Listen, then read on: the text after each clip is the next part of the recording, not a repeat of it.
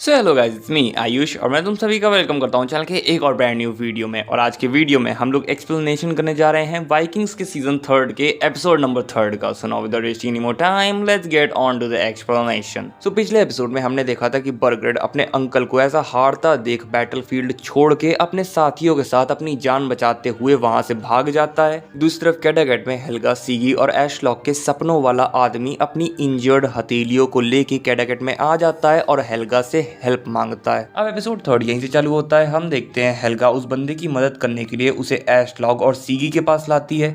एशलॉक बंदे की मरहम पट्टी करना चालू करती है और उससे उसके बारे में पूछती है, जिसपे वो बंदा जवाब देता है कि उसका नाम हार्बर्ड है और वो एक वॉन्डरर है। वॉन्डरर ट्रैवलर्स को कहा जाता है जो कि पूरा वर्ल्ड घूमते हैं। और हार्बर्ड बताता है कि उसे वर्ल्ड घूमते घूमते जहाँ पे भी जगह मिल जाती है वो वहाँ पे सो जाता है, जिसकी वजह से उसके हाथों में ये चोट आई है। आगे हार्बर्ड बताता है कि कभी कदार लोग उसे अपने घर पे रुकने का इन्विटेशन दे देते हैं और इन रिटर्न वो उन लोगों को अपने ट्रैवल की स्टोरीज सुनाता है, गॉड्स की स्टोरीज सुनाता है और कभी कदार तो दोनों की ही स्टोरीज सुनाता है। जिसके बाद एशलॉग उसे यहाँ कैडागेट पे रुकने का इन्विटेशन देती है और उससे पूछती है कि क्या आप हमें भी स्टोरीज सुनाओगे। इसके बाद सीन शिफ्ट होकर किंग एग्बर्ट की तरफ जाता है, जहां उनसे उनके कुछ नोबल्स पूछते हैं कि आखिरकार क्यों किंग एग्बर्ट अपने फार्मिंग सीक्रेट्स को वाइकिंग्स को बता रहे हैं मगर उनसे इन रिटर्न उनके बोट बिल्डिंग के सीक्रेट्स को नहीं पूछ रहे हैं। और अगर किंग एग्बर्ट को वाइकिंग्स को खेती बाड़ी करने के लिए जमीन देनी ही है तो वो वाइकिंग्स से इन रिटर्न क्रिश्चियन बनने की मांग क्यों नहीं कर रहे हैं। जिसका किंग एग्बर्ट जवाब देते हैं कि वो ऐसा इसलिए कर रहे हैं क्योंकि रैगनार और उसके साथी वाइकिंग्स उनकी तरफ से मर्सिया की गद्दी के लिए लड़ाई कर रहे हैं। और अगर सिर्फ 5000 एकड़ की जमीन को वाइकिंग्स को देके वो इतनी बड़ी कंट्री को हासिल कर लेते हैं तो ये कोई बुरा सौदा नहीं है। इसके बाद सीन शिफ्ट होकर रैगनार की तरफ जाता है, जिससे कि फ्लॉकी पूछता है कि आखिरकार हम इन क्रिश्चियंस की तरफ से फाइट क्यों कर रहे हैं। जिस पे रैगनार बताता है कि वो वाइकिंग्स के आगे आने वाली पीढ़ियों के लिए फाइट कर रहा है क्योंकि वो नहीं चाहता कि आगे जाके वाइकिंग्स और क्रिश्चियंस के बीच में कोई लड़ाई झगड़ा हो।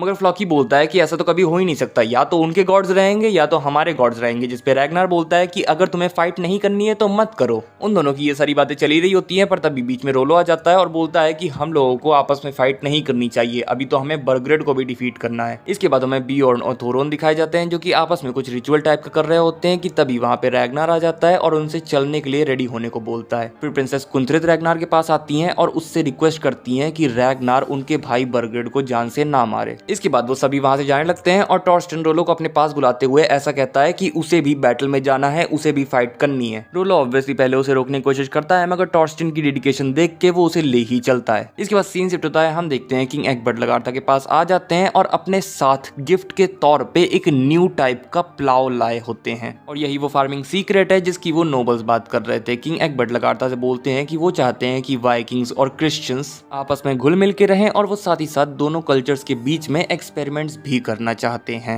लगातार किंग एग्बर्ट को थैंक यू कहती है। इसके बाद सीन शिफ्ट होकर वाइकिंग्स की तरफ जाता है जो कि चुपके चुपके से उसी जगह पहुंच चुके होते हैं जहां पर बर्गरेड और उसकी आर्मी छुपी होती है, मगर उन्हें वहां पे कोई दिख नहीं रहा होता, जिसकी वजह से टॉर्स्टन बोलता है कि वो आगे जाके चेक करेगा कि आगे कोई है कि नहीं। फिर टॉर्स्टन के थोड़े आगे जाने के बाद वो बर्गरेड के सिपाही को देख लेता है। बर्गरेड के सिपाही भी टॉर्स्टन को देख लेते हैं और टॉर्स्टन को देख के उसके ऊपर हमला करना स्टार्ट कर देते हैं। टॉर्स्टन मौका देख के एक सिपाही को तो जान से मार देता है मगर दूसरा सिपाही फिर टॉर्स्टन को जान से मार डालता है। इन सब में बाकी सारे वाइकिंग्स को वहां आने का टाइम मिल जाता है और बाकी सारे वाइकिंग्स वहां आके बर्गरेड की सेना पे अटैक कर देते हैं। बैटल काफी सही चल रहा होता है। इस बार थोरोन बियॉन के साइड रहती है मगर बियॉन किसी और सैनिक से लड़ाई करने में बिजी हो जाता है और एक सैनिक थोरोन के फेस पे अटैक कर देता है। बियॉन जैसे ही इस चीज को देखता है वो वैसे ही जाके उस सैनिक को जान से मार डालता है मगर थोरोन बेहोश हो चुकी होती है। इसके बाद रैगनार देखता है कि पीछे से एथेलवुल्फ और वेसेक्स की सारी सेना आके बर्गरेड और उसकी सेना पे तीरों से अटैक करना चालू कर देती है।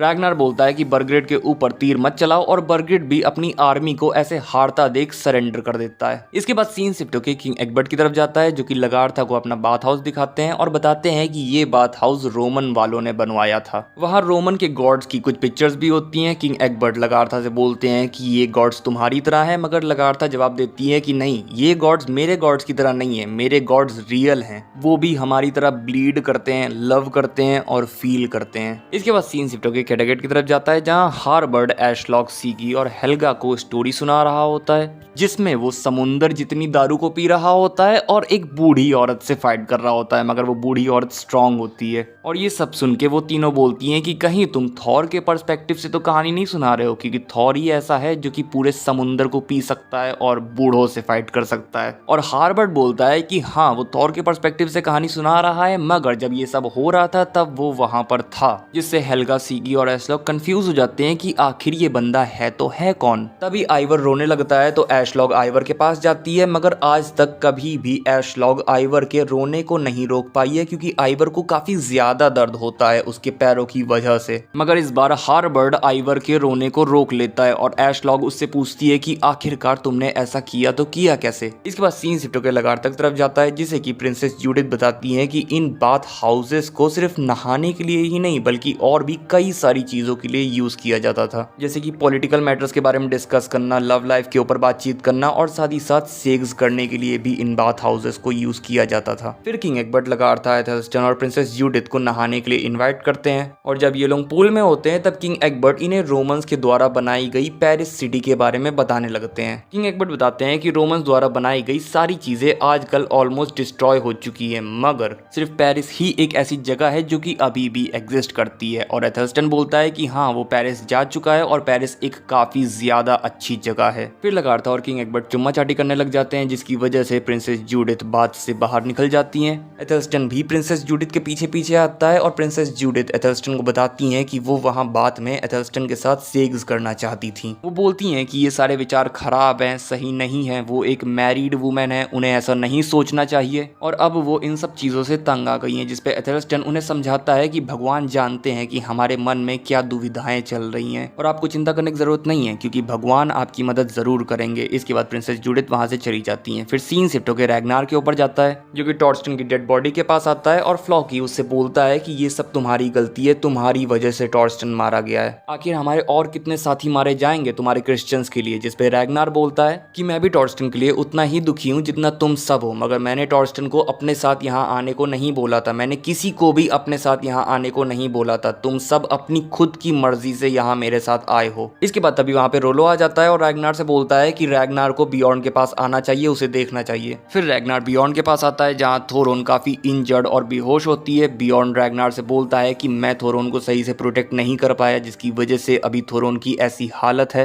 रैग्नार पहले तो बियॉन्ड को समझाता है कि नहीं, इसमें तुम्हारी कोई गलती नहीं है, हम लड़ते हैं और ऐसे ही हम मरते हैं। मगर जब बियॉन्ड रैग्नार को बताता है कि थोरोन प्रेग्नेंट है, तब रैग्नार काफी ज्यादा गुस्सा हो जाता है और बोलता है कि आखिरकार तुमने क्यों उसे यहाँ आने दिया, अगर आज वो अपने बच्चे के साथ मर जाती तब तुम क्या करते, मैं विश्वास नहीं कर सकता कि तुम मेरे बेटे हो। और इतना बोल के रैग्नार वहां से चला जाता है। उसके वहां से जाने के बाद रोलो बियॉन्ड को समझाता है कि थोरोन मरेगी नहीं और बिल्कुल सही हो जाएगी, मगर अगर थोरोन ने बियॉन्ड को ऐसे दुखी देख लिया तो वो मरना चूज कर लेगी, तो बियॉन्ड दुखी ना होए और अब से थोरोन का बहुत ही अच्छी तरीके से ख्याल रखे। इसके बाद सीन शिफ्ट होकर प्रिंसेस कुंथ्रित की तरफ जाता है, जो कि अपने भाई बर्ग्रेड को रैग्नार के पास लाती है। बर्ग्रेड रैग्नार से सॉरी बोलने लगता है कि वो रैग्नार के अगेंस्ट फाइट नहीं करना चाहता था, जो उसके लोग थे उन्होंने उसे मैनिपुलेट कर दिया था। मगर रैग्नार ऑलरेडी काफी इरिटेटेड होता है, जिसकी वजह से वो बर्ग्रेड के सर पे मारता है और बोलता है कि ठीक है, मैंने तुम्हें माफ कर दिया। इसके बाद सीन शिफ्ट होकर नेक्स्ट डे की तरफ जाता है, जहां लगार्था ने फिर से फार्मिंग स्टार्ट कर दी होती है। तभी वहां पे किंग एग्बर्ट आते हैं और आके बताते हैं कि उन लोगों की आर्मीज ने मर्सिया को डिफीट और कॉन्कर कर लिया है। लगार्था बोलती है कि ये तो बहुत अच्छी बात है। इसके बाद एथेल्स्टन उनसे बोलता है कि अगर वो चाहे तो कुछ देर यहीं रुक सकते हैं, क्योंकि वाइकिंग्स अपनी फ्रे को सैक्रिफाइस देने वाली सेरेमनी कंप्लीट करने के बाद